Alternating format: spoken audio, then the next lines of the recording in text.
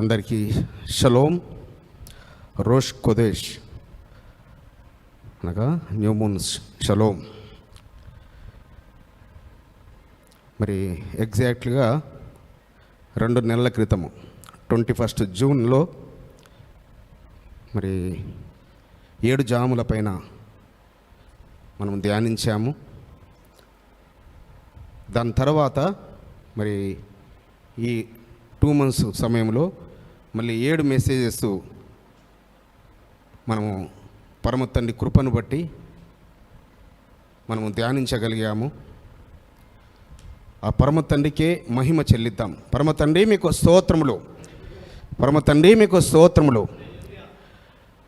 అయితే మరి ఆ దినమున మనం 7 జాముల మీద ధ్యానించాము. మళ్ళీ సామెతల గ్రంథంలోని 9వ అధ్యాయం 1వ వచనంలో ఉన్న విధముగా మరి జ్ఞానము 7 స్తంభముల మీద కట్టబడుతుందని భక్తుడైన యాకోబు పత్రికలో మరి 3వ అధ్యాయం 17వ వచనంలో రాసిన విధముగా ఆ పైనుంచి వచ్చు జ్ఞానము అవి 7 ఏంటని మనం ధ్యానించాము.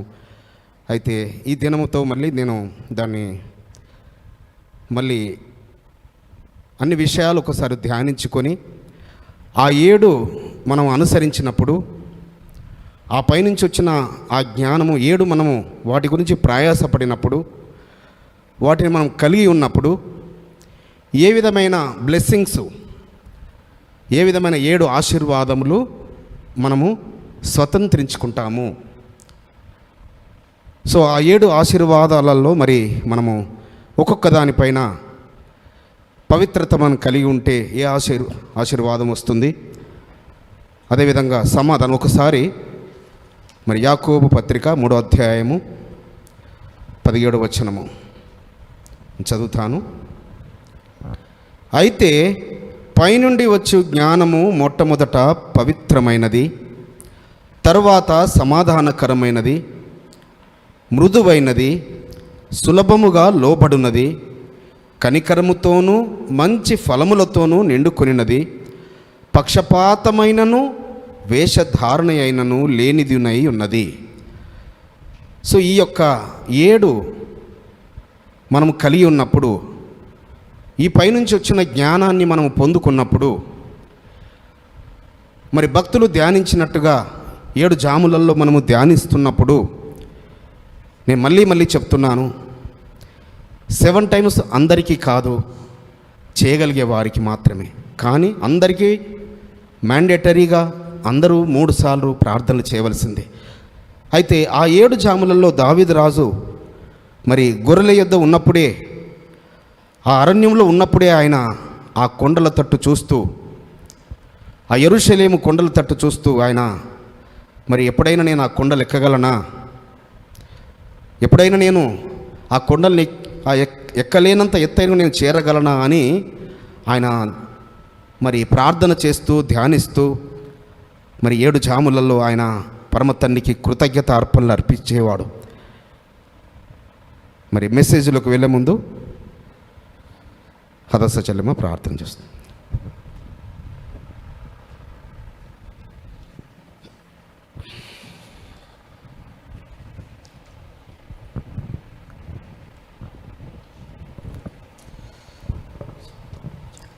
పరలోకమందున తండ్రి, సర్వాధికారి సర్వశక్తున్న యెహోవా మీకే స్తుతులు స్తోత్రాలైనా.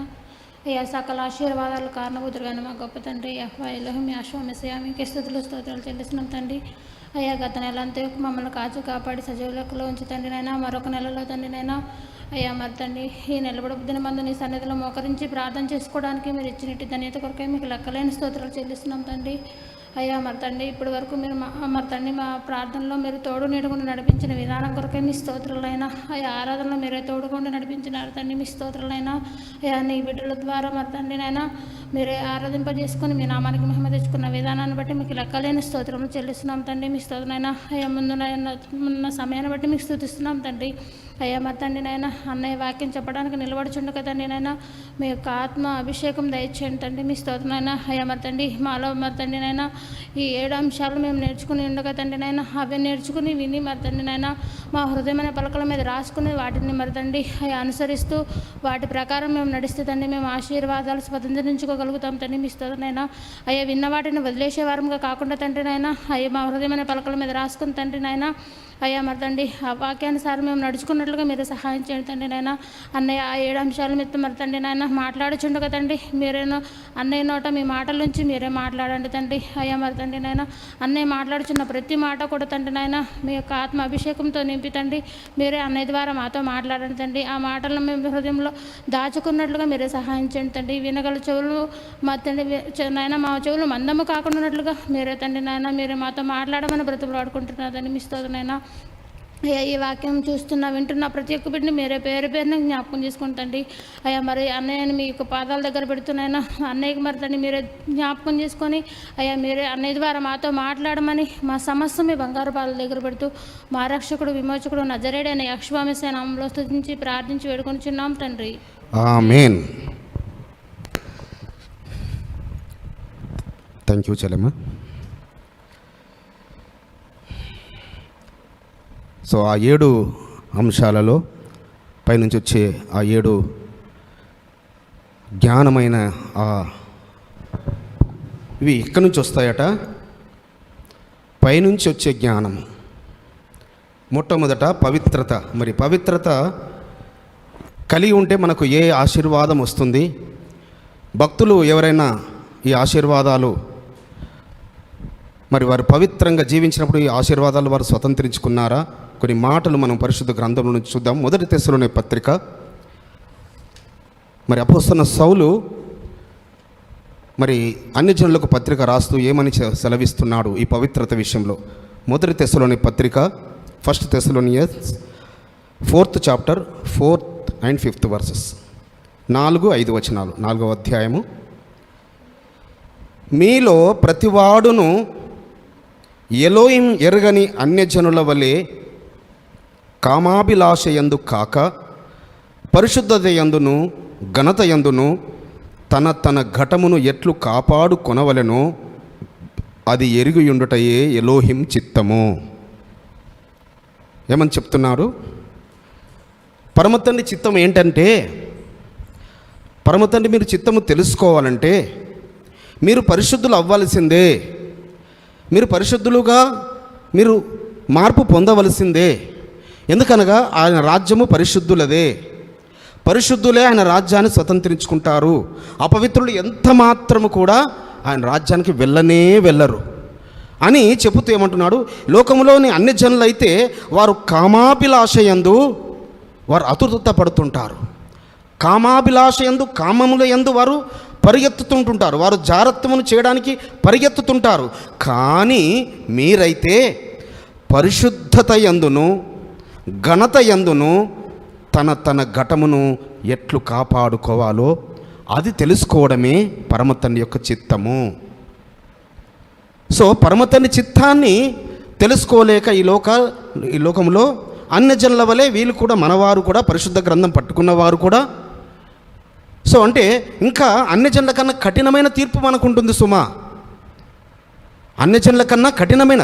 ఎందుకనగా మనము పరిశుద్ధులదే ఆయన రాజ్యము, పరిశుద్ధులే స్వతంత్రించుకుంటారు. పవిత్రంగా వారి ఘటాలను కాపాడుకున్న వారే స్వతంత్ర. ఇది తెలుసుకోవడమే ఈ జీవిత యాత్రలో మన ఆయన యొక్క చిత్తమంట. సో మనం అన్ని జనుల వల్లే ఉండకూడదు, ఇతరుల వల్లే ఉండకూడదు. అనగా అన్ని జనులు అంటే ఎవరు? ధర్మము తెలియని వారు, పరిశుద్ధత అంటే ఏందో తెలియని వారు, రక్షణ అనుభవం లేనివారు, మారు మనసు పొందుకొనని వారు. మరి మారు మనసు పొందుకున్న నీవు, రక్షణ అనుభవంలోనికి చేర్చబడిన నీవు, పరిశుద్ధమైన నామము చేత ముద్రించబడిన నీవు నీ ఘటాన్ని పరిశుద్ధంగా పవిత్రంగా కాపాడుకోవడమే. అందుకే యోసేపు మనం చాలాసార్లు ధ్యానిస్తుంటుంటాము. సో సృష్టిలో ఏ యవనస్తుడు ఎవరు గుర్తొస్తారు? ప్రతి వారికి కూడా, ఏ బోధకుడికైనా ఏ సేవకుడికైనా యోసేపే గుర్తొస్తుంటాడు. ఎందుకంటే యోసేపు ఆ విధంగా పవిత్రంగా తన ఘటాన్ని కాపాడుకున్నాడు. కాబట్టే ఆ జైల్లో నుంచి ఐగుప్తు సింహాసనం ఎక్కాడు. సింహాసనం ఎక్కడానికి ఒకే ఒక ఆటంకం అక్కడ ఏర్పడ్డది. ఆయన కలల భావాన్ని చెప్పాడు. కానీ ఈజిప్ట్ యొక్క రూల్ ఏంటంటే ఆ ప్రైమ్ మినిస్టర్ పోస్ట్ ఎక్కాలంటే ఆ ప్రపంచంలోని 70 భాషలు రావాలి. కానీ యోసేపు గారికి 1-2 భాషలే వచ్చు. సో ఆ రాత్రి, ఒకే ఒక రాత్రి గాబ్రియేలు దూత రావడము, 70 భాషలు ఒక రాత్రి ఉపదేశిస్తూ ఒక గొప్ప ఆశీర్వాదాన్ని ఇచ్చి వెళ్ళాడు గాబ్రియేల్ గారు. గొప్ప ఆశీర్వాదాన్ని. అయితే యోసేపు అనే పేరు ఎవరు పెట్టారు యోసేపు గారికి? తన తల్లి అయిన రాహేలమ్మ. ఎందుకంటే చాలా కాలం గొడ్రాలుగా ఉండి కుమారుని కన్న తర్వాత తండ్రి నాకు ఇంకొక కుమారుని యాడ్ చేస్తాడు, ఇంకో కుమారుని ఇస్తాడు, ఇంకో బహుమానం ఇస్తాడు అని యోసేపు అని పేరు పెట్టింది. యోసేపు అంటే ఇంకొకరిని యాడ్ చేస్తాడు అని దాని అర్థం, ఇంకొకరిని కలుపుతాడు. యోసేపు అంటే పరమ తండ్రి ఇంకొకరిని నాకు ఇస్తాడు, ఒకరు సరిపోరు, నాకు ఇంకొకరు కావాలని ఆ తల్లి యోసేపు అని పేరు పెట్టింది. కానీ గాబ్రియేలు దూత ఏం పేరు పెట్టాడు తెలుసా? మనందరికీ అబ్రాహాం పేరు అబ్రహాముగా మార్చింది తెలుసు, యాకోబు గారి పేరు ఇజ్రాయేల్గా మార్చింది తెలుసు, షారయి పేరు షారాగా మార్చింది తెలుసు. కానీ యోసేపు పేరు కూడా పరమ తండ్రి తన దూత ద్వారా మార్చాడు. సో అది యాషారు గ్రంథములో మరి 49వ అధ్యాయము 14వ వచనంలో ఉంది. 49th chapter 14th verse. ఏమని మార్చాడు? యెహోసేపు. అబ్రాముకు అబ్రహాము ఎలా పెట్టాడో యోసేపుకు యెహోసేపు అంటే అనేకులను యాడ్ చేస్తావు నువ్వు. హల్లెలూయా. నీ తల్లి ఏమో ఒకరిని యాడ్ చేస్తాను, ఇంకొక బహుమానం కావాలని నీ తల్లి పేరు పెట్టింది. కానీ పరలోకపు తండ్రి నీవు అనేకులను యాడ్ చేస్తావు నా రాజ్యము కొరకు, నా నీతి కొరకు, నా ధర్మము కొరకు. నీ పవిత్రంగా నువ్వు నీ ఘటాన్ని కాపాడుకున్నావు కాబట్టి నీకు గొప్ప గిఫ్ట్ ఇస్తున్నానని గాబ్రియేలు దూత ద్వారా ఆ బహుమానము. ఇది చాలాసార్లు మరి యాషారు చదివాను, కానీ ఈ మధ్య కాలంలో మళ్ళీ చదువుతున్నప్పుడు ఈ మాట చూసినప్పుడు చాలా ఆశ్చర్యం వేసింది. సో యెహోసేపు మీరు ఇంగ్లీష్ వర్షన్లో కూడా వినండి, అదేవిధంగా ఉంది, తెలుగులో కూడా అదేవిధంగా ఉంది. కాబట్టి పరమ తండ్రి అనేకులను యాడ్ చేసేవాడిగా, అందుకే యోసేపులో నుంచే ఆ జ్యేష్ఠత్వ హక్కు పొందుకొని ఎఫ్రాయిములముగా మనలను అనేకులను పరమ తండ్రి యాడ్ చేస్తున్నాడు. పరమ తండ్రి మీకు స్తోత్రములు. సో యోసేపు యొక్క వంశములోనికే ఎఫ్రాయిమీయులముగా అనేక ప్రపంచంలో ఉన్న అనేక యూదా వంశంలోనికి కాదు సుమా, మనము ఇశ్శాఖారు వంశంలోనికి కాదు, రూబేను వంశంలోనికి కాదు, లేవి వంశంలోనికి కాదు, యోసేపు వంశములోనికి. అంటే అబ్రహాము గారికి ఇచ్చిన వాగ్దానం ఏదైతే ఉందో అది పరిపూర్ణము ఎక్కడైందంటే యెహోసేపులో. యెహోసేపుగా ఆశీర్వదించబడినాడు. పరమ తండ్రి మీకు స్తోత్రములు. కాబట్టి పరిశుద్ధులారా, ఎలోహిం బిడ్డలారా, మనము యెహోసేపులో మనము యాడ్ చేయబడాలి అంటే యోసేపు లాంటి పవిత్రమైన జీవితం. యవనస్తులారా, ఇది యవనస్తులకని చెబుతున్నాను, అంటే పెళ్ళిళ్ళైన వాళ్ళు ఏ విధంగా జీవించవచ్చు అని కాదు సుమా. ఇంకా జాగ్రత్తగా ఉండాలి పెళ్ళిళ్ళైన వారు. యవనస్తులు వారి ఘటాలను కాపాడుకోవాలి. ఇంకా పెళ్ళిళ్ళైన వారు భార్యను తప్ప వేరే వాళ్ళను ఆ చూపుతోనే, ఆ తలంపుతోనే, ఏ విధంగా యోబు గారు లాగా. కాబట్టి ఆ విధంగా ఉన్నప్పుడట మనం ఏ ఆశీర్వాదం స్వతంత్రించుకుంటామట? రోమాపత్రిక 6వ అధ్యాయము 22వ వచనం. అపోస్తలుడైన సౌలు రోమీలకు రాసిన పత్రిక 6వ అధ్యాయము. సో ఈ యొక్క ఆశీర్వాదం మనం అందరం స్వతంత్రించుకుందాము సుమా. అయినను ఇప్పుడు పాపము నుండి విమోచింపబడి ఎలోహింకు దాసులైనందున పరిశుద్ధత కలుగుటయే మీకు ఫలము, దాని అంతము నిత్య జీవము. ఏంటంటే మన ఫలము పరిశుద్ధతను స్వతంత్రించుకోవడమే, పరిశుద్ధతను పొందుకోవడమే, పరిశుద్ధత గురించి ప్రయాస పడడమే, పవిత్రంగా మన జీవితాన్ని కాపాడుకోవడమే. ఇది దీని యొక్క అంతం ఏంటట? నిత్య జీవము. హల్లెలూయా. అంటే మనం నిత్య జీవం పొందుకోవాలంటే ఎటర్నిటీ మనం పొందుకోవాలంటే, యుగ యుగాలు ఆయనతో నివసించాలి అంటే, పాతాళములోకి వెళ్ళకూడదు అంటే, అపవాది యొక్క సంబంధికులముగా అవ్వకూడదు అంటే, ఆ చెరలోనికి వెళ్ళకూడదు అంటే, నిత్య జీవాన్ని స్వతంత్రించుకోవాలంటే పవిత్రత, పరిశుద్ధత పొందుకోవడమే. ఇంకా దెర్ ఇస్ నో ఆల్టర్నేటివ్. ఏమని చెప్తున్నాడు అపొస్తలుడైన సౌలు? ఇంకా వేరే ఏది లేదు సుమా, ఒకటే ఒకటి, మీరు పరిశుద్ధులు అవ్వడమే. దాని యొక్క రిజల్ట్ ఏమొస్తుంది తెలుసా మీకు? దాని యొక్క ఫ్రూట్స్ ఏమొస్తాయి తెలుసా మీకు? దాని ఆశీర్వాదం ఏమొస్తుందో తెలుసా? నిత్య జీవము. హల్లెలూయా, హల్లెలూయా. ఇక రెండవది సమాధానము. మరి సమాధానము విషయంలో కూడా మరి యోసేపు గారు అంటే ఎవ్రీ క్వాలిటీ, యోసేపులో ప్రతి క్వాలిటీ ఉంది.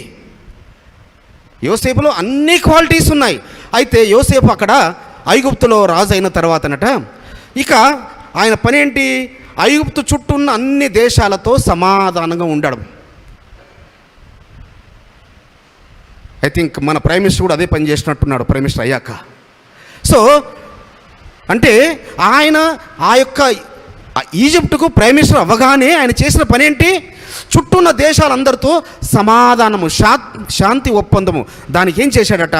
పక్కకున్న ఇస్మాయిలతో వాళ్ళకు రిక్వెస్ట్ కోరుకున్నారట, అయ్యా మా మీదికి ఇంకా వేరే మా శత్రువులు వాళ్ళు వస్తున్నారు, దయచేసి మీరు మాకు సపోర్ట్ కావాలి అని ఆ ఇష్మాయిలీలు వీరికి పత్రికలు రాస్తారంట.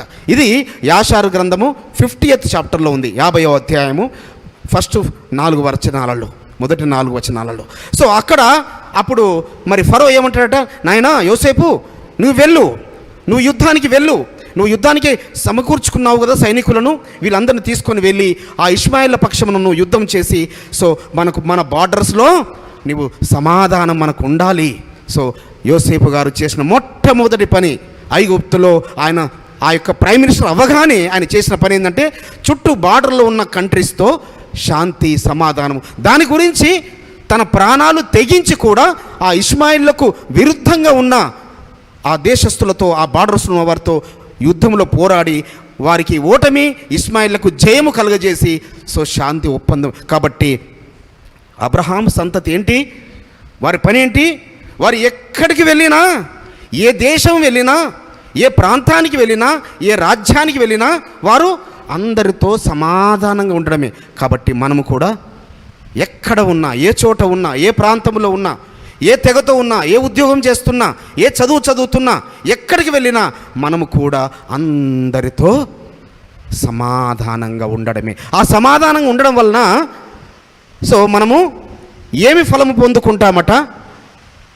యెషయా గ్రంథము 57వ అధ్యాయము 18-19 వచనాలు.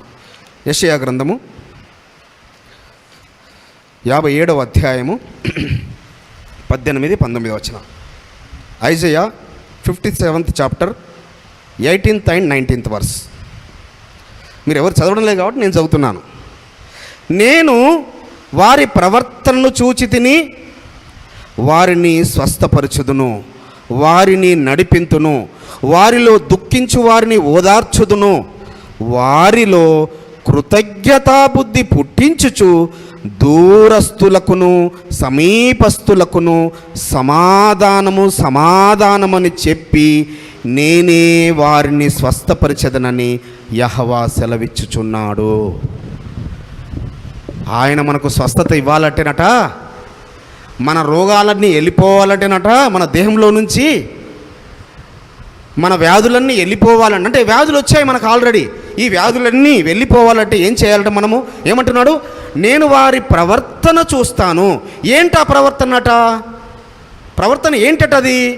దూరస్తులకు సమీపస్తులకు, అంటే వారు దూరపు బంధువులు కావచ్చు, దూరపు స్నేహితులు కావచ్చు, దూర ప్రాంతం వారు కావచ్చు, లేక మన దగ్గరి బంధువులు, మన దగ్గరి స్నేహితులు కావచ్చు, ఎవరైనా సరే వారితో సమాధానంగా ఉంటేనే నేను వారిని స్వస్థపరుస్తాను.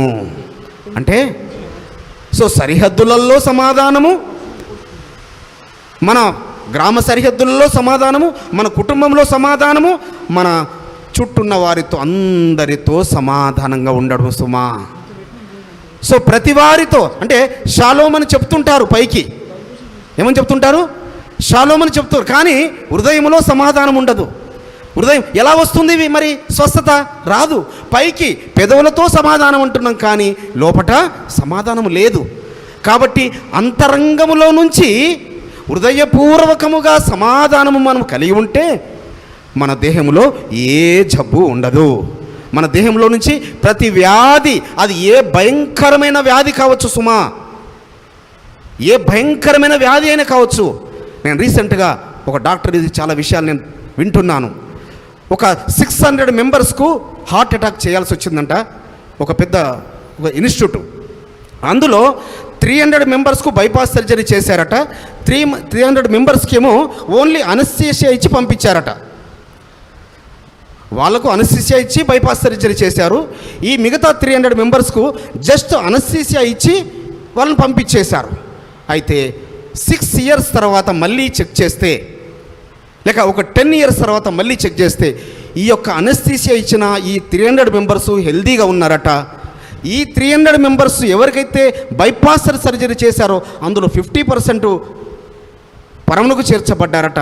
ఇంకా మిగతా 50% అంటే ఇంకొక 150 మెంబర్స్ వారు రకరకాల సైడ్ ఎఫెక్ట్స్ బాధపడుతున్నారట. సో అనగా పరలోకపు తండ్రి కూడా అదే చెప్తున్నాడు సుమా. మనము డాక్టర్ల దగ్గర వెళుతున్నాము, వెళ్ళకూడదని చెప్పడం లేదు, కానీ పరమ డాక్టర్ మనల్ని స్వస్థపరచాలి. మనలోని వ్యాధిని తీసివేసేవాడు పరమ డాక్టర్ సుమా. పరిశుద్ధుడైన ఆ యాషువా మెస్సయ్య సుమా. ఆ రఫా అయిన ఆయన పొందిన దెబ్బల ద్వారా మాకు స్వస్థతనిచ్చేవాడు. కాబట్టి పరిశుద్ధులారా, ఆత్మీయులారా, నేను చెప్తున్నాను, ఇది నిజము, ఇది నిజము, ఇది నిజము. సో ఆయన దేన్ని బట్టి స్వస్థపరుస్తాడట అంటే మన హృదయపూర్వకముగా అందరితో సమాధానంగా ఉండేదాన్ని బట్టి, ప్రతి వారితో. అందుకేనట ఏమంటాడు, ఇర్మియా ద్వారా ఒక మాట అంటుంటాడు, సమాధానం లేని సమయమున నా ప్రజలతో ఇర్మియా గ్రంథము 6వ అధ్యాయము 13-14 వచనాలు.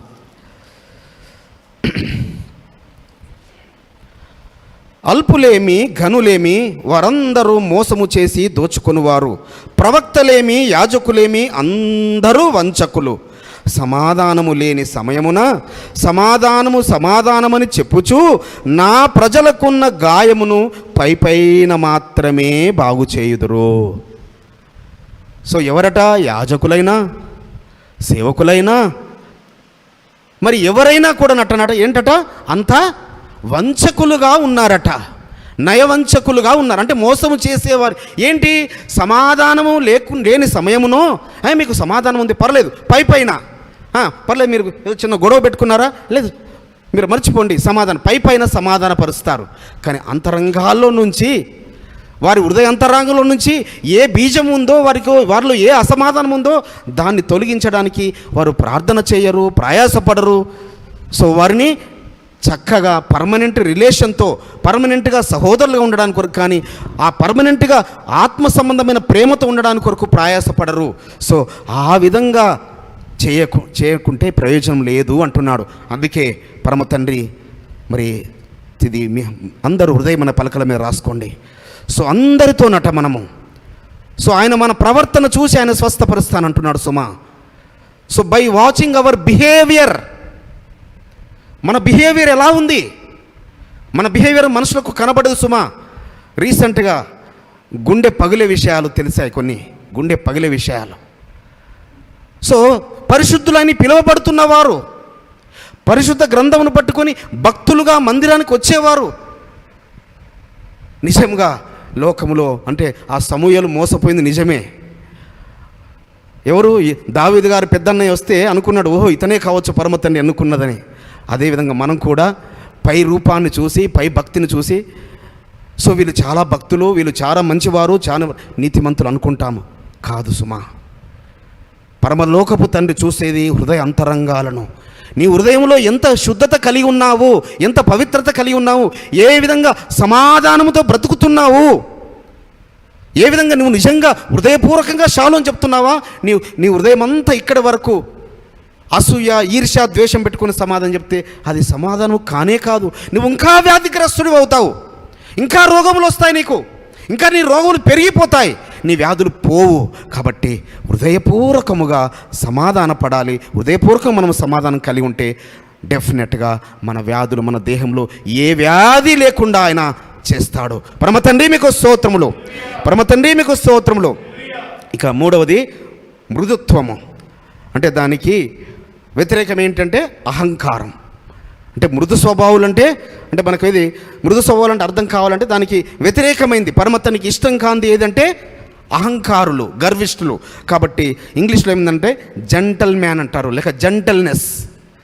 సో అవును అంటారు, అమ్మో హీఈస్ ఎ జెంటల్ మ్యాన్ అంటారు, ఈజ్ జెంటల్ మ్యాన్ అంటారు. సో ఏంటంటే వారు మృదు స్వభావాలు, వాళ్ళు దేనికంటే గొడవలకు చాలా దూరంగా ఉంటారు. మృదు స్వభావాలు ఏంటి? గర్విష్ఠులేమో ప్రతిదానికి అని బయలుదేరుతారు. కానీ మృదు స్వభావాలేమో ప్రతిదానికి వారు అడ్జస్ట్ అవుతుంటుంటారు.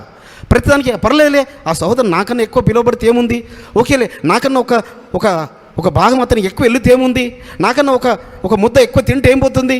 సో ఇలా ప్రతిదానికి నాకన్నా మంచి మార్క్స్ వచ్చాయి రాని, నాకన్నా మంచి ఉద్యోగం వచ్చింది రాని, నాకన్నా శ్రేష్టమైన ఒక కుటుంబము తనకు భార్యగా దొరికింది, సో నాకన్నా శ్రేష్టమైన వాళ్ళ కూతురుకు మంచి భర్త దొరికాడు అని ఇలా ప్రతి దాంట్లో వారు ఆ మృదు స్వభావాలు వారు సంతోషంగా దాన్ని యాక్సెప్ట్ చేస్తుంటారు.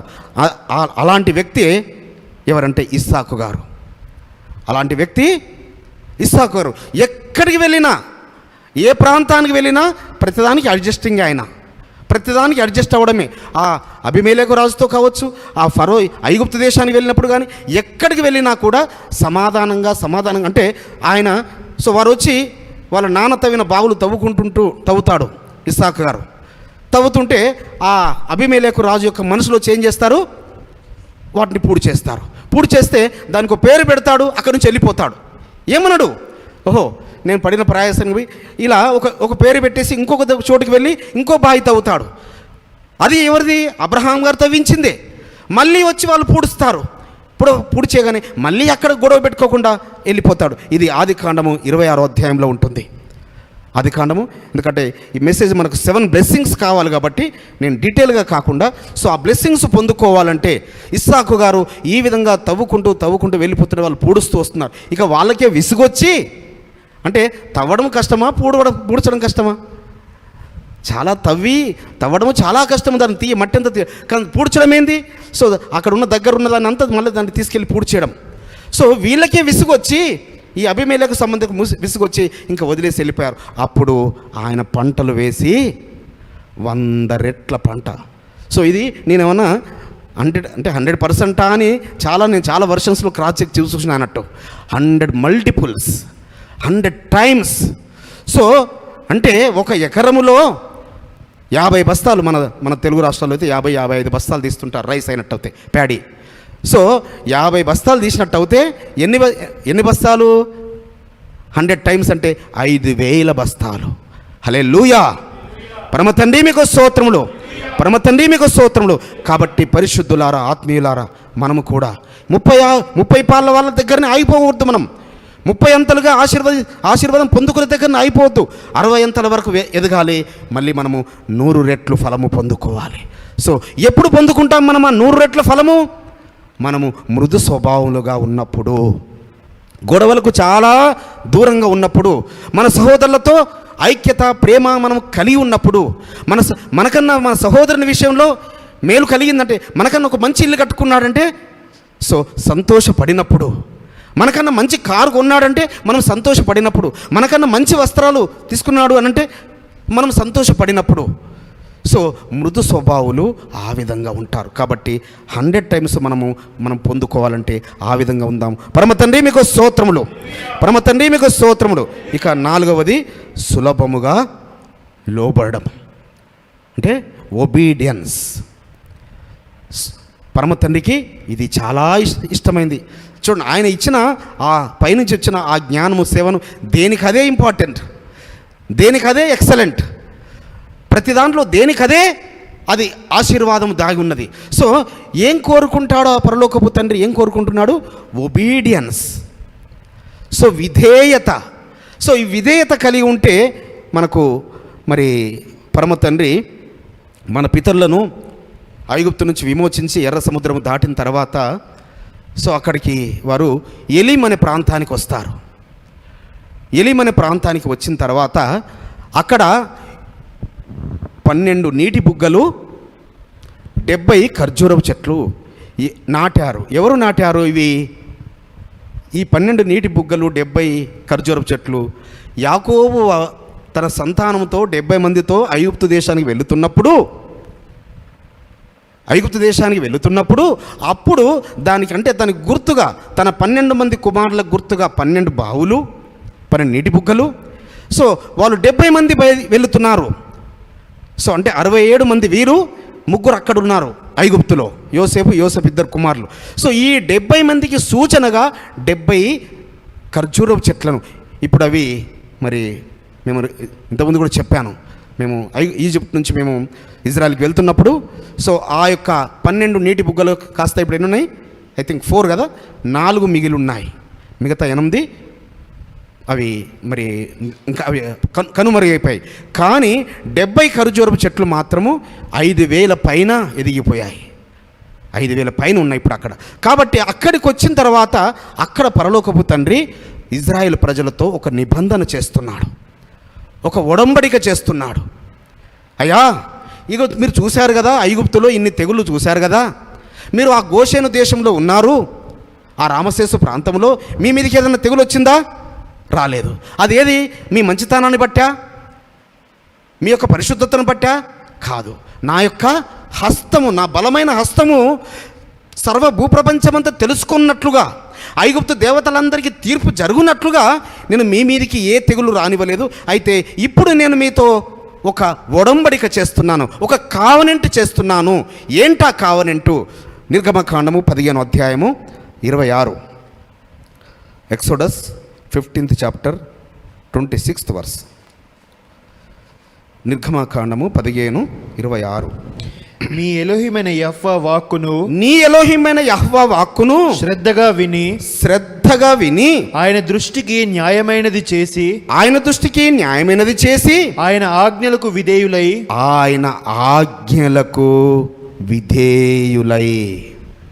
దేనికి విధేయులవ్వాలి?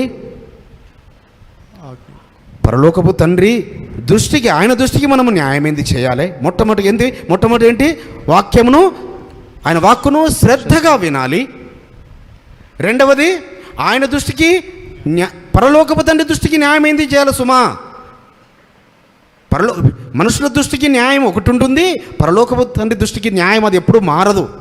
ఏ ప్రాంతాన్ని బట్టో, ఏ ప్రజలను బట్టో అది మారదు, ఎక్కడ ఒకే విధంగా ఉంటుంది. కాబట్టి పరలోకపు తండ్రి దృష్టికి న్యాయమైంది చేసి ఆయన ఆజ్ఞలకు, అంటే ఆయన కమాండ్మెంట్స్కు, if you become obedience to his commandments, ఆయన కట్టడలన్నిటినీ అనుసరించి నడిచిన ఎడల నేను ఐగుప్తులకు కలుగజేసిన రోగములలో ఏదియు మీకు రానియను, నిన్ను స్వస్థపరిచి యెహోవాను నేనే. హల్లెలూయా, హల్లెలూయా. చూడండి, ఇప్పుడు భూప్రపంచం అంతటి మీదకి కరోనా తెగులు బయలుదేరిందా లేదా? భూప్రపంచం అందరి మీద బయలుదేరింది. కానీ పరిశుద్ధులారా, ఆత్మీయులారా, నీతిమంతులారా, నీతిని చేతపట్టుకున్న వారలారా, ధర్మాన్ని చేతపట్టుకున్న వారలా, ధర్మాన్ని అనుసరిస్తున్న వారలారా, ధర్మానికి సాక్షార్థంగా ఉన్న సబ్బాతును అనుసరిస్తున్న వారలారా, మరి మనము ఆయన నామమును నొసళ్ళపైన ముద్రించుకున్న వారం. సో ఈ తెగులు మనమందరం చేయవలసిన ప్రార్థన, విజ్ఞాపన, పరమ తండ్రికి మొరపెట్టాల్సింది. అయ్యా, నీ నామము ఎవరికైతే ముద్రించబడిందో, నీ నీతిని ఎవరైతే చేతపట్టుకున్నారో, నీ పరిశుద్ధ పండుగలు ఎవరైతే ఆచరిస్తున్నారో, నీ ఆజ్ఞలన్నిటికీ ఎవరైతే విధేయులు అవుతున్నారో, ఆ ఆజ్ఞల వెనకాల దాగి ఉన్న కట్టడలన్నిటినీ, there are so many statutes behind every commandment. ఒక్కొక్క ఆజ్ఞ వెనకాల అనేకమైన కట్టడలు ఉన్నాయి. ఈ కట్టడలన్నీ అనుసరించిన వారికి తండ్రి నీవు ఏ తెగులు, ఐగుప్తీలోకి వచ్చే ఏ తెగులు రానివ్వనన్నావు. కాబట్టి ఆ వాగ్దానము చేత పట్టుకునే మనము పరమ తండ్రిని అడగాలి సుమా. సో దేన్ని బట్టి ఇస్తా అంటున్నాడు పరమ తండ్రి? మన ఒబీడియన్స్ని బట్టి. ఇంకా ఒబీడియన్స్కు ఫాస్ట్గా, అంటే ఈజీగా లోపడాలి మనం. ఎన్నిసార్లు చెప్పినా కాదు, మూర్ఖ జనముగా కాదు, వక్ర జనముగా కాదు, తలవంచని జనాంగంగా కాదు సుమా, పరిశుద్ధ జనాంగము, పవిత్రమైన జనాంగము. ఈజీగా మనము ఒబీడియంట్ అయినప్పుడు, ఈజీగా ఆయనకు మనం విధేయులం అయినప్పుడు, సో ఆయన వాగ్దానము నమ్మదగినది సుమా, చేయుటకు శక్తిమంతుడు సుమా. సో సమాధానంగా ఉంటేనేమో ఏమన్నాడు, మన వ్యాధులన్నీ తీసివేస్తాడు. ఆల్రెడీ మనం రక్షణ మారు మనసు అనుభవంలోకి రాకమునుకు మన దేహంలో వ్యాధులు వచ్చి ఉన్నాయి అనుకుందాం, మనకు రకరకాల వ్యాధులు వచ్చి ఉన్నాయి. ఆ వ్యాధులనేమో మనం అందరితో సమాధానంగా ఉండేదాన్ని బట్టి తీసేస్తానన్నాడు. రెండవది, ఏ వ్యాధి మనకు రానివ్వనంటున్నాడు, ఏ తెగులు రానివ్వనంటున్నాడు. Through our obedience towards his commandments. పరమ తండ్రి మీకు స్తోత్రములు, పరమ తండ్రి మీకు స్తోత్రములు. అయితే అక్కడ పరమ తండ్రి ఒడంబడిక చేసుకొని ఆ యొక్క ఎలిమి దగ్గర సో ఇజ్రాయెల్కి చెప్తాడన్నట్టు. ఇంకా సీనాయి పర్వతం వరకు యుద్ధకు వెళ్ళలేదు, ఇంకా సీనాయి పర్వతం మీదకి పరమ తండ్రి ఇంకా దిగి రాలేదు అక్కడికి. ఇంకా సో ఆజ్ఞలు ఇవ్వడానికి వరకు ఇంకా రాలేదు. సో ఎర్ర సముద్రం దాటారు. అయితే మనం వెళ్ళింది వేరే డైరెక్షన్లో వెళ్ళాం. మనం వెళ్ళింది వేరే డైరెక్షన్లో, మనం షార్ట్ కట్లో వెళ్ళాం. వారేమో ఇజ్రాయెల్ ఏమో ఎర్ర సముద్రం దాటి తిరిగి మళ్ళీ సీనాయి పర్వతంకి వస్తారు. మనం సీనాయి పర్వతం దాటిన తర్వాత ఎర్ర సముద్రం దాటుతాం. అయితే వాళ్ళు అక్కడి నుంచి మళ్ళీ సీనాయి పర్వతం యుద్ధకు వెళ్ళిన తర్వాత పరమ తండ్రి అక్కడ నిబంధన చేసుకున్నాడు, పెళ్లి నిబంధన, ఎంగేజ్మెంట్ చేసుకున్నాడు. ఎంగేజ్మెంట్ ఏంటి? ఆ 10 ఆజ్ఞలతో, ఆ 10 ఆజ్ఞల వెనకాల ఉన్న కట్టలతో. కాబట్టి మనమందరము వధువుగా, పెళ్లి కుమార్తెగా, డాగు మచ్చక కలంకము లేని కన్యకగా సిద్ధపడుచున్న వారము సుమా, వధువుగా సిద్ధపడుచున్న వారము. సో దేని ద్వారా ఈ వధువు సిద్ధపరచబడుతుంది? ఆయన కమాండ్మెంట్స్ ద్వారా, త్రూ ద ఒబీడియన్స్. సో అయినప్పుడు ఆ పెళ్లి కుమారుణ్ణి ఆయన ఏ విధంగా రాబోతున్నాడు? పెళ్లి కుమారుడుగా తండ్రిగా వస్తే బాగుండు. తండ్రిగా వస్తే కుమారుడు తప్పిదము చేసినా తండ్రి దాచిపెట్టుకుంటాడు, కూతురు తప్పు చేసినా తల్లి దాచిపెట్టుకుంటుంది. కానీ కాబోయే భార్య తప్పు చేసిందంటే పెళ్లి చేసుకోడు. నిష్కలంకురాలై ఉండాలి, పవిత్రురాలైన కన్యకగా ఉండాలని ఈ లోకంలో, ఈ సృష్టిలో ఏ పురుషుడనుకో. కానీ ఈ లోకంలో పురుషులను కన్యకలు మరుగుపరచవచ్చు, కన్యకలు కనబడకుండా వారు దాచిపెట్టుకోవచ్చు. కానీ పరలోకపు పురుషుని, పరలోక భర్తను, హృదయంతరంగలిగిన ఆ పరిశుద్ధుణ్ణి ఎదుట పవిత్రురాలైన కన్యకగా మనం ఉన్నప్పుడు డెఫినెట్గా మనకు ఏ వ్యాధి, ఏ తెగులు మన గుడారాలను సమీపింపనివాడు. పరమ తండ్రి మీకు స్తోత్రములు, పరమ తండ్రి మీకు స్తోత్రములు. మహోన్నతుని చాటున నివసించువాడు, సర్వశక్తుని నీడను విశ్రమించెదా. మహోన్నతుని చాటున నివసించి నేను, సర్వశక్తుని నీడను విశ్రమించెదా. ఆయనే నా కోట, నా ఆశ్రయము, నేను నమ్ముకొను నా యెహోవాయనే. ఆయనే నా కోట, నా ఆశ్రయము, నేను నమ్ముకొను నా యెహోవాయనే.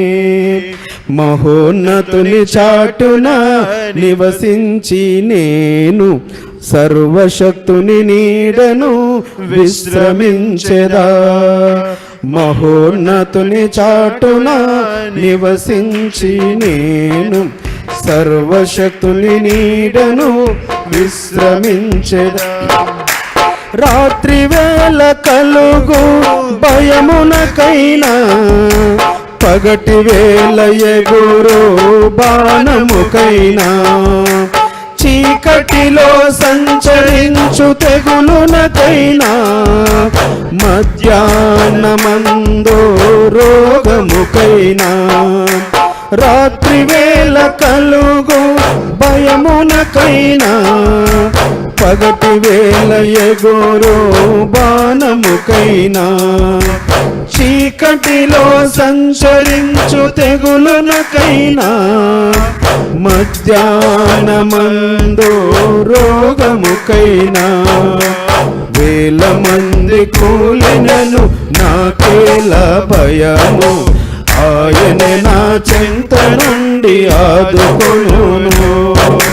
వేల మంది కూలినను నాకేలా భయము, ఆయనే నా చెంత నుండి ఆదుకొనును. మహోన్నతుని చాటున నివసించి నేను సర్వశక్తుని నీడను విశ్రమించెదా.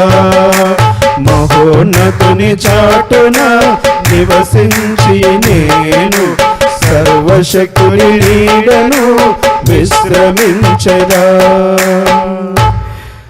యెహోవాయే నాకు ఆశ్రయమాయెన్, యెహోవాయే నా నివాస స్థలముగా మారే. ఏ తెగులు గుడారము సమీపించదు, మార్గములో తన దూతలు కాపాడును. యెహోవాయే నాకు ఆశ్రయమాయెన్, యెహోవాయే నా నివాస స్థలముగా మారే. ఏ తెగులు గుడారము సమీపించదు, మార్గములో తన దూతలు కాపాడును. సింహములు సర్పములు త్రొక్కివేయబడగా జయశీలుడు యెహోవాను చేరుకొనేదా. సింహములు సర్పములు త్రొక్కివేయబడగా జయశీలుడు యెహోవాను చేరుకొనేదా. మహోన్నతుని చాటున నివసించి నేను సర్వశక్తుని నీడను విశ్రమించెదా. మహోన్నతుని చాటున నివసించి నేను సర్వశక్తుని నీడను విశ్రమించెదా. పరమ తండ్రి మీకు స్తోత్రములు, పరమ తండ్రి మీకు స్తోత్రములు. ఇక ఐదవది కనికరము, అనగా మెర్సిఫుల్ ఆర్ కంపాషన్. సో కనికరము గలవారు ధన్యులు, వారు కనికరము పొందుకుంటారు. మనము కనికరము కలిగి ఉంటే మనము కనికరించబడతాము. మనము ఎవరి మీద కనికరము చూపించకుంటే ఆ పరమ తండ్రి మన మీద కనికరము చూపాడు. యాకోబు పత్రిక 2వ అధ్యాయము 12-13 వచనాలు.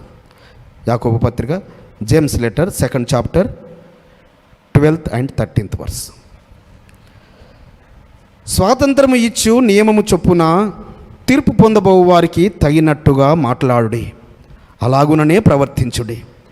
కనికరము చూపనివాడు కనికరము లేని తీర్పు పొందును, కనికరము తీర్పును మించి అతిశయపడును. సో కనికరము గలవారు కనికరము కలిగిన తీర్పే పొందుకుంటారు. సో మనము కనికరము చూపితే కనికరించబడతాము అని పరమ తండ్రి ఇక్కడ యాకోబు గారి ద్వారా ఏం తెలియపరుస్తుందంటే, తీర్పు కన్నా మించినది కనికరము చూపిస్తే మనము కనికరము కలిగి ఉంటే అంటే తీర్పులోనికి మనము రాబట్టబడము సుమా, తీర్పు నుంచి మనము తప్పించబడతాము సుమా. అంటే మన గత జీవితము కనికరము లేని జీవితం అనుకోండి, మన గత జీవితము ఆయన లేని జీవితము. కానీ ఎప్పుడైతే ఆయన కలిగి ఉన్నామో, ఎప్పుడైతే ఆయన పొందుకున్నామో, ఎప్పుడైతే ఆయన కలిగిన మనసు కలిగి మనము కనికరము చూపుతున్నామో, మనము తీర్పు కన్నా ఉన్నతమైనది కనికరము. అంటే తీర్పులోనికి మనము తీసుకురాకుండా తీర్పు నుంచి తప్పించి, ఎంత గొప్ప ధన్యత చూడండి. జడ్జిమెంట్ నుంచి సో మినహాయింపు కలిగించేది కనికరము. సో తీర్పు ఈ సృష్టిలో సర్వజనులకు ఇదే కదా, న్యాయమైన తీర్పు, అన్యాయమైన తీర్పు. కానీ కనికరము కలిగిన వారు సో తీర్పులో నుంచి కూడా వారు అంటే వారు తప్పించబడతారు. సో కాబట్టి కనికరము కలిగి ఉందాము. ఆయన రాకడలో, ఆయన ఉగ్రతలో, తీర్పు నుంచి అంటే న్యాయమైన ఆయన తీర్పునకు మనము స్వతంత్రించుకుందాం. పరమ తండ్రి మీకు స్తోత్రములు, పరమ తండ్రి మీకు స్తోత్రములు. ఇక పక్షపాతము, 6వది ఇంపార్షియల్గా ఉండడం. అయితే పక్షపాతం గురించి కూడా మనం మెసేజ్లో మరి చాలా విషయాలు ధ్యానించాము. ఇక్కడ నేను ఒక విషయం చెప్పదలుచుకున్నాను. ఒక నాయకుడు అవ్వాలంటే, ఒక కుటుంబ యజమానివిగా నీ ఉండాలంటే అంటే ఈ లోకంలో నేను ఈ మధ్యలో చూసాను నేను ఒక వీడియో. బాస్ ఉంటాడట లేక లీడర్. సో బాస్ అనేవాడు ఏంటంటే తనే ఇంకా పైన ఉండాలి, ప్రతిదీ తనకే రావాలి, తనకే బెనిఫిట్స్ రావాలి. ఆ తన ప్రాజెక్టులో తన కింద ఉన్న సబార్డినేట్స్ ఎందరైతే ఉంటారో వాళ్ళందరి బెనిఫిట్ కూడా తనకే రావాలని చూస్తాడట బాస్ అనేది. కానీ లీడర్ అనేవాడంట అందరు కలిసి ఆ బహుమానాన్ని పొందుకోవాలని చూస్తారట. సో అతను లీడర్ అవుతాడట. సో లీడర్కు బాస్కు డిఫరెన్స్. కాబట్టి నాయకులు మోషే లాంటి నాయకులు, ఇజ్రాయెల్ నడిపించడానికి వరకు మోషే లాంటి నాయకులు. ఎందుకనగా మోషే ఏం చేశాడు? ఆయన ఇజ్రాయెల్ను క్షమించను అంటే తండ్రి నా పేరును జీవగ్రంథం నుంచి ఎవరైనా అనగలుగుతారా ఈ సృష్టిలో? నీవు నా పేరును జీవగ్రంథం నుంచి తీసి ఈ ప్రజలను కనుక, నీ స్వాస్థ్యమైన ఈ ప్రజలను కనుక క్షమించకపోతే ఎక్కడ? ఆ బంగారు దూడను చేసుకున్న చోట. సో అంటే ఇజ్రాయెల్ ప్రజల దాదాపు 6 లక్షల కాల్బలానికి తన ప్రాణాన్ని పణంగా పెట్టాడు. అతను నాయకుడు. అదేవిధంగా దావీదు రాజు గారు కూడా ఒక సమయమున ఇజ్రాయెల్ మీదకి శిక్ష పరమ తండ్రి సన్నిధి నుంచి వస్తుంది. కానీ ఆలోచన దావీదు రాజులో కలగజేస్తాడు పరమ తండ్రి. దావీదు రాజు ఏమనుకుంటాడు? ఈ ఆలోచన నాకు వచ్చింది కదా అనుకున్నాడు. ఏ ఆలోచన? జనసంఖ్య చూడడం. యుద్ధానికి వెళ్ళడానికి కొరకు నాకున్న బలం సరిపోతుందా లేదా అని జనసంఖ్య చూసుకున్నాడు. కానీ అంతకాలం యుద్ధాలు చేస్తూ వస్తుంది ఎవరు? యుద్ధశూరుడు ఎవరు? సైన్యములకు అధిపతి యెహోవా. అయితే అక్కడ ఆలోచన ఆయనది కాదు పాపము. ఆయన అనుకుంటాడు, తన ఆలోచన అనుకుంటాడు. కానీ ఆ లెక్క చూసినందుకు శిక్ష వస్తుంది. శిక్ష వచ్చినప్పుడు ఆ శిక్షలో మరి ఒకే ఒక్క రోజు 70,000 మంది చంపబడతారు. ఒకే ఒక్క రోజు 70,000 మంది. అప్పుడు దావీదు రాజు గారు అన్న మాట అంటే ఒక నాయకుడికి, సో నేను నా కుటుంబం తప్పించబడ్డాం కదా, ఇజ్రాయెల్ ప్రజలు ఏమైపోతే ఏంటి అని అనే పక్షపాతం ఆయనకు లేదు. నేనొకటి, నా కుటుంబం ఒకటి, నా బిడ్డలు ప్రజలు ఒకటి కాదు అనుకున్నాడు ఆయన. అక్కడ ఏమంటాడంటే 2వ సమూయేలు గ్రంథము 24వ అధ్యాయము 17వ వచనం. 2 Samuel 24th chapter 17th verse. 2వ సమూయేలు 24:17 వచనం. దావీదు జనులను నాశనము చేసిన దూతను కనుగొని యెహోవాను ఇలాగు ప్రార్థించెను, చిత్తగించుము, పాపము చేసిన వాడను నేనే, దుర్మార్గముగా ప్రవర్తించిన వాడను నేనే, గొర్రెల వంటి వీరేమి చేసిరి, నన్నును నా తండ్రి ఇంటి వారిని శిక్షించుము. సో నాయకుడైన వారు అంటే, అయ్యా వాళ్ళు గొర్రెలు లాంటి వారు కదా నాయనా, ఆ ప్రజలు ఏం చేశారయ్యా? వారేం తప్పిదం చేశారు? తప్పిదం చేసింది నేను కదా, పాపం చేసింది నేను కదా. నేను మీపైన ఆనుకోక, మీపైన ఆధారపడక, నేను ఆలోచించి ఆ జనసంఖ్య చూడమన్నది చెప్పింది నేను కదా. కాబట్టి నన్ను శిక్షించుము, నా ఇంటి వారిని శిక్షించుము. గొర్రెల వంటి వారు ఏం చేశారు? సో ఇది నాయకుడికి అంటే నీ ఒక నాయకుడు అవ్వాలంటే నీకు పక్షపాతము లేని స్థితి. అంటే నా కుటుంబం ఒకటి, వేరే కుటుంబాలు ఒకటి కాదు. సో ఆ కుటుంబాలు, నా కుటుంబము సమానం అనుకున్నప్పుడు, నీ బిడ్డలు ఇతరుల యొక్క, నీ ఆత్మీయ సహోదరుల బిడ్డలు నా బిడ్డలతో సమానముగా నువ్వు ఎంచినప్పుడు, నీవు పక్షపాతము లేని విధముగా ఉంటున్నట్టు నీవు పరలోకపు తండ్రి దృష్టికి నీవు నాయకుడుగా, నువ్వు ఏలువాడివుగా నీవు గుర్తించబడతావు సుమా. సో నిన్ను ఆ నాయకత్వపు లక్షణాలతో నిన్ను ఉన్నతమైన స్థానాలకు పరమ తండ్రి చేస్తాడు సుమా. మనుషులు ఎవరు కాదు సుమా చేర్చేది, మనుషులు కాదు చేర్చేది. సో ఆ పరలోకపు తండ్రి ఉన్నతమైన స్థానాలకు చేర్చింది దావీదు రాజును గొర్రెల దొడ్డిలో నుంచి, యోసేపును మరి చెరసాల్లో నుంచి, మోషేను ఒక చెరసాల్లో నుంచి. సో ఇజ్రాయేలుకు నాయకుడయ్యాడు. కాబట్టి సో నాయకుడు అవ్వడానికి కొరకు పక్షపాతం ఎంత మాత్రము ఉండకూడదు. పరమ తండ్రి మీకు స్తోత్రములు. వేషధారణ లేనిది చివరిది 7వది. దీనికి కూడా మరి నేను దేని అనుకున్నాను అంటే, పరమ తండ్రి పాదాల చెత్త ప్రార్థన చేసినప్పుడు సో యోబు భక్తుడు అంటుంటాడు, అయ్యా నేను బాల్యం నుంచి కూడా ఎప్పుడూ నేను అన్యాయంగా ప్రవర్తించిన వాడిని కాదు. నేను బాల్య దినముల నుంచి కూడా నా ఘటాన్ని పవిత్రంగా కాపాడుకున్నవాడిని. నేను నాకున్న బంగారాన్ని బట్టి నేను అతిశయించలేదు, నాకున్న ధనమును బట్టి, నాకున్న పంటలను బట్టి, నాకున్న ఐశ్వర్యాన్ని బట్టి నేను అతిశయించలేదు. చూడండి 31వ అధ్యాయము, యోబు గ్రంథం 31వ అధ్యాయము 24 నుంచి 27 వచనాలు. ఇది ఇంతకుముందు 7 మెసేజ్లు ఇది వచ్చింది అనుకుంటున్నా, అయినప్పటికీ మరి ఇక్కడ సందర్భము ఆ యొక్క వేషధారణ లేకుండా ఉంటే ఏ బహుమానమైనా పొందుకున్నాడు, ఏ విధంగా ఆయనకు రెట్టింపు బహుమానము ఊరికేనే వచ్చిందా? సువర్ణము నాకు ఆధారం అనుకునే ఎడలా, సువర్ణము నాకు ఆధారం అనుకునే ఎడలా, నా ఆశ్రయము నీవే అని, నా ఆశ్రయము నీవే అని, మేలిమి బంగారముతో నేను చెప్పిన ఎడలను, నా ఆస్తి గొప్పదని గాని, నా ఆస్తి గొప్పదని గాని, నా చేతికి విస్తారము సొత్తు దొరికినని గాని, నా చేతికి విస్తారము సొత్తు దొరికినని గాని నేను సంతోషించిన ఎడలను, సూర్యుడు ప్రకాశించినప్పుడు నేను అతనినే గాని, చంద్రుడు మిక్కిలి కాంతి కలిగి నడుచుచుండగా అతనినే గాని చూచి నా హృదయము రహస్యముగా ప్రేరేపింపబడి వారి తట్టు చూచి నా నోరు ముద్దు పెట్టిన ఎడలను పరమునున్న ఎలోహిం దృష్టికి నేను వేషధారినవుదును. ఎవరట వేషధారులు ఎవరట? యథార్థంగా ప్రవర్తించని వారు వేషధారులే. కానీ ఇక్కడ ఏమని చెప్తున్నాడు? నాకు బంగారం ఉన్నదని, ఇంకా నాకేంటి ఈ కరువు వస్తుంది, ఎంతకాలం కరువు వస్తుంది, నాకు కేజీల కొద్ది బంగారం ఉంది, ఆ బంగారం అమ్ముకుంటాను, నేను అన్ని తెచ్చుకుంటాను. లేక నాకు విస్తారమైన ఆస్తి ఉంది అని నీ ఆస్తిని ఆధారం చేసుకున్నా, నీ బంగారాన్ని నువ్వు ఆధారం చేసుకున్నా, లేక నీ ఉద్యోగాన్ని ఆధారం చేసుకున్నా, నీకున్న ఐశ్వర్యాన్ని ఆధారం చేసుకున్నా, లేక ఒకవేళ రహస్యంగా నేను నా మనసులో కనుక అబ్బా సూర్యుడు గొప్పవాడు, చంద్రుడు గొప్పవాడని నేను నా హృదయ అంతరంగంలో నుంచి నేను అబ్బా సూర్యుని ద్వారా చూడండి ఇంత చలి ఉంది, సూర్యుడు రాగానే ఎంత చలి వెళ్ళిపోయింది, వెట్ట కలిగింది అని సూర్యుని ముద్దు పెట్టినా నేను ఒక వేషధారిని అవుతాను. సో వేషధారులకు ఎలాంటి శిక్ష ఉంటుందో మనకు తెలుసు. కాబట్టి నేను వేషధారినిగా నేను లేను అని తను చెప్పుకోవడానికి ఈ ఎగ్జాంపుల్స్ తీసుకొస్తున్నాడు. కాబట్టి పరిశుద్ధులారా, పవిత్రులారా, ఎవరిని ఆధారం చేసుకోకూడదు సుమా. రాజులను ఆశ్రయిస్తే లాభం లేదు, మనుషులు ఆధారం చేసుకుంటే కాదు. మనిషి ఈరోజు ఉంటాడు, రేపు మాయమైపోతాడు. సో ధనం ఈరోజు ఉంటుంది, రేపు వెళ్ళిపోతుంది. సో ఏది స్థిరము కాదు. నీవు యథార్థంగా ఉన్నావా, నువ్వు వేషధారతనం లేకుండా ఉన్నావా?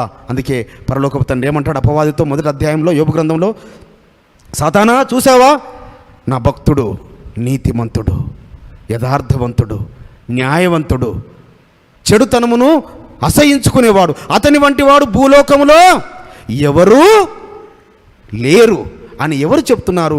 సృష్టించిన సృష్టికర్త అపవాదితో మాట్లాడుతున్నాడు. కాబట్టి ఆయనకొచ్చిన ఆ యొక్క విషమ పరీక్షలో సో ఆయన బాహటంగా ధైర్యంగా చెప్పగలుగుతున్నాడు, అయ్యా నేను వేషధారిని అవుతాను, నేను అలాంటిది నేను పనులు చేసినట్టు అవుతే. కాబట్టి ఆ విధంగా తను నడుచుకున్నాడు, కాబట్టి ఆ విధంగా జీవించాడు, కాబట్టి ఆయన రెట్టింపు ఆశీర్వాదాన్ని 42వ అధ్యాయము 12-13 వచనాలు. యోబు గ్రంథము 42వ అధ్యాయము 12-13 వచనాలు. యెహోవా యోబును మొదట ఆశీర్వదించినంత కంటే మరి అధికముగా ఆశీర్వదించను. అతనికి 14,000 గొర్రెలు. ముందు ఎన్ని వేల గొర్రెలు ఉండే? అక్కడ మొదటి అధ్యాయంలో 7,000 గొర్రెలు ఉండే, ఇక్కడ 14,000 గొర్రెలు, 6,000 ఒంటెలు, 3,000 ఒంటెలు ఉంటే 6,000 ఒంటెలు, 1000 జతల ఎడ్లు, 500 జత ఎడ్లు ఉంటే 1000 జతల ఎడ్లు, 1000 ఆడుగాడిదలను, 500 ఆడుగాడిదలు ఉంటే ఇక్కడ 1000 ఆడుగా, అంటే అన్ని కూడా రెట్టింపు రెట్టింపు రెట్టింపు రెట్టింపు. సో ఎలా వచ్చాయి ఇవన్నిటిని? వాళ్ళు ఎవరెవరు తోలుకొని పోయారు కదా, ఎవరు ఆక్రమించుకొని వెళ్ళారు కదా, ఎలా వచ్చాయి అంటే పరలోకపు తండ్రి యొక్క ఆశీర్వాదము అది ఎవరు ఊహించని విధంగా ఉంటుంది సుమా. అయితే చూడండి ఇంకా 13వ వచనం.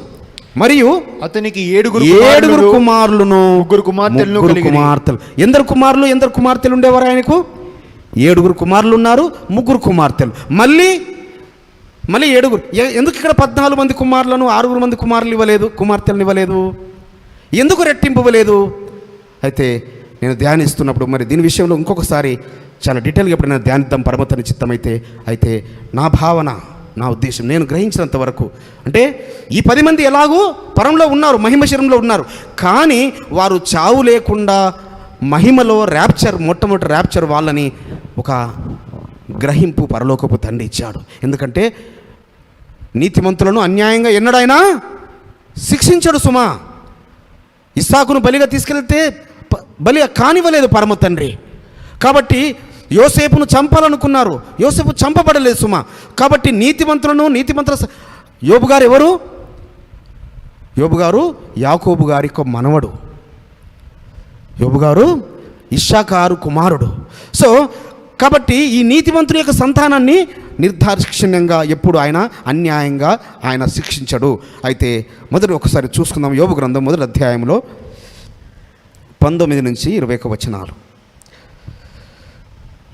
గొప్ప సుడిగాలి అరణ్య మార్గముగా వచ్చి ఆ ఇంటి 4 మూలలను కొట్టగా అది ఆ యవ్వనుల మీద పడినందున వారు చనిపోయిరి. దానిని నీకు తెలియజేయటకు నేను ఎక్కడనే తప్పించుకొని వచ్చి ఉన్నాను నేను. అప్పుడు యోబు లేచి తన పై వస్త్రమును చింపుకొని తల వెంట్రుకలు కొరిగించుకొని నేల మీద సాష్టాంగపడి నమస్కారము చేసి ఇట్లనను, నేను నా తల్లి గర్భములో నుండి దిగంబరినై వచ్చి తిని దిగంబరినై అక్కడికి తిరిగి వెళ్ళేదను. యెహోవా ఇచ్చెను, యెహోవా తీసుకొని పోయెను. ఏం చేశాడట? యెహోవా ఇచ్చెను, యెహోవా తీసుకొని పోయెను. యెహోవా నామమునకు ఏమంటున్నాడు? నేను స్తుతి కలుగునుగాక. పరమ తండ్రి మీకు స్తోత్రములు, పరమ తండ్రి మీకు స్తోత్రములు, పరమ తండ్రి మీకు స్తోత్రములు. కాబట్టి సుడిగాలి వచ్చి వారు ఉంటున్న బిల్డింగ్లో 4 వైపుల నుంచి కొట్టేసిందంట. 4 వైపుల నుంచి కొట్టగానే ఆ బిల్డింగ్ పడిపోయింది. అయితే ఆ మొత్తం పడిపోతే ఈ యొక్క పనివాడు మిగిలిన అతను ఏమని వాళ్ళు చనిపోయారనుకొని వచ్చి చెప్పాడు. కానీ వాళ్ళు సుడిగాలిలో వాళ్ళు ర్యాప్చర్ పొందారని భావన. కాబట్టి ఓకే, ఎందుకు అక్కడ రెట్టింపు ఎందుకు 14 మందిని 6 మందికి ఎందుకు ఇవ్వలేదు? అన్ని డబ్బులు ఇచ్చినప్పుడు సో ఆల్రెడీ వాళ్ళు మహిమలో ఉన్నారు, వారు మహిమ శరీరం దాల్చుకున్నారు. కాబట్టి సో రెట్టింపు ఆశీర్వాదము మనం పొందుకోవాలంటే మనము వేషధారణ లేకుండా జీవించాలి సుమా. వేషధారణ లేకపోవడం అంటే యథార్థంగా బ్రతకడము, యథార్థవంతులముగా జీవించడము. కాబట్టి ఈ యొక్క 7 మరి జ్ఞానము ద్వారా ఈ 7 బ్లెస్సింగ్స్ను పవిత్రత ద్వారా నిత్య జీవాన్ని సమాధానం ద్వారానేమో మన రోగములన్నీ తీసేసుకోవడము, మృదు స్వభావమయ్యేమో 100 రెట్ల ఆశీర్వాదం పొందుకోవడము, మనం ఈజీగా లోబడి ఏ వ్యాధులు ఏ సోకకుండా మనము భద్రపరచబడము, మనము కనికరము కలిగి ఉంటే, మనము కనికరము కలిగిన తీర్పు అంటే తీర్పులోనికే మనము రాబడము, పక్షపాతము లేకుండా ఉంటే మనము నిజమైన నాయకురాండ్రముగా ఆ పరమతని మనం నిలబెడతాడు. వేషధారణ లేకుండా ఉన్నట్టయితే రెట్టింపు ఆశీర్వాదాన్ని ఇస్తాడు. కాబట్టి ఈ ఆశీర్వాదముల చేత పరమతండ్రి మనందరినీ మరి పరిశుద్ధులైన వారినందరినీ ఆయన ఆశీర్వదించి ఆయన మహిమ పొందుకొనుగాక. ఆమేన్.